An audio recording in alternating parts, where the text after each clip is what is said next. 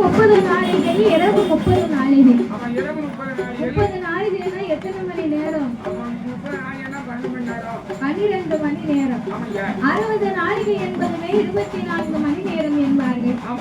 பகலெல்லாம் அவனுக்கு ஓய்வில்லாத உழைப்பை கொடுத்தார். இரவு முழுவதும் ஓய்வெடுக்கக்கூடிய நித்திரையாகப்பட்ட உறக்கத்தை கொடுத்து இப்பேற்பட்ட உலகத்துக்கு நாம என்னென்னவும் பட்டினி இல்லாமல் படியிறக்க வேண்டும் என்று ஆண்டவன் எப்படி படியிறந்து வருகின்றார்? சாமி படைத்தார் ஜீவன் உலகம் அவன் படைத்தார் உலகம் பட்டினியும் இல்லாமல்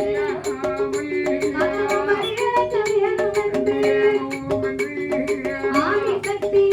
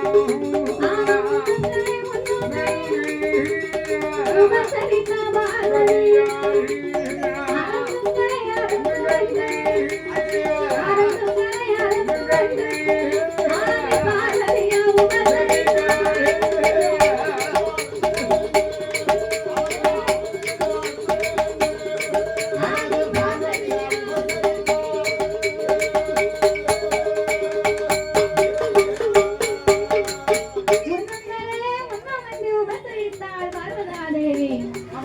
அரந்தும் அரந்தும் என்ற ஆதிபராசக்தியானவை உபச்சாரம் செய்து அவளுக்கு பாதம் ஒன்று முடித்தா பணிவிடைகளை செய்தார். ஆண்டவே கலைத்து வந்தார்னு சொல்லி பார்வதாதேவி இறைவனுக்காக இளநீரை கொண்டு போய் கொடுத்திருக்கிறார். நம்ம கோயில்ல இன்னைக்கு எல்லா மக்களுக்கும் ரோஸ் மில்க் கொடுக்காங்க. ஒத்தையில குடிக்காங்கன்னா வாய்க்கும் கைக்கும் சண்டை நடக்குது. வாய் கையிலே எடுத்தாலே கை வாயிலே போய் நிற்கும்.